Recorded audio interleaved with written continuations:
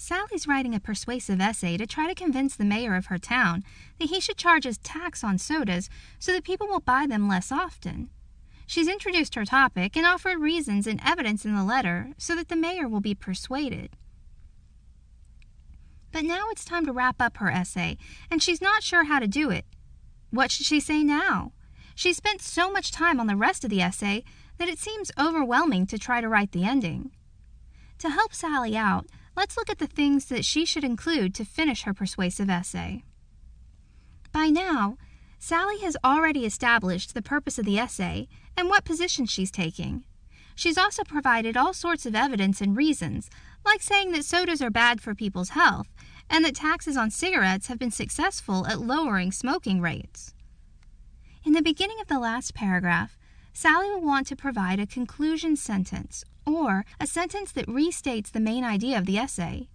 In her case, she might want to say something like, "I believe that our city should charge a tax on soft drinks."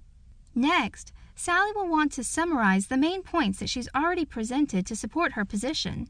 She could, for example, write a sentence or two about how sodas can negatively affect an individual's health, and that putting a tax on them could reduce the amount of soda people drink, therefore reducing the number of health problems residents encounter. When restating the points that support her position, Sally will want to make sure that she keeps it brief. 1 or 2 sentences is enough. She doesn't have to go into great detail because she's just summing up what she's already discussed. The other thing Sally will want to make sure she does is to summarize only what she's already discussed in her essay. This is not a good time to add new ideas, reasons, or evidence. Instead, she should keep it to restating the main points she's already made. That way, her reader will be able to remember and fully understand her argument. Sally's written her essay, and now she's begun her last paragraph too. She's provided her conclusion and summed up the reasons and evidence that she's already discussed. Is that it? Is she finished? Not quite. The final thing Sally will want to add to the end of her persuasive essay is a warning about the consequences of not taking her advice.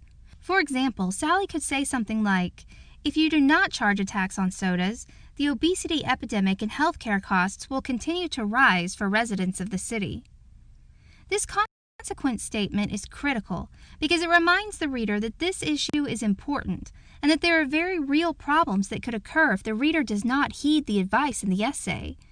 It can be a very powerful way of finishing a persuasive essay. Persuasive essays offer a position on a topic and reasons or evidence to explain why that position is the better one.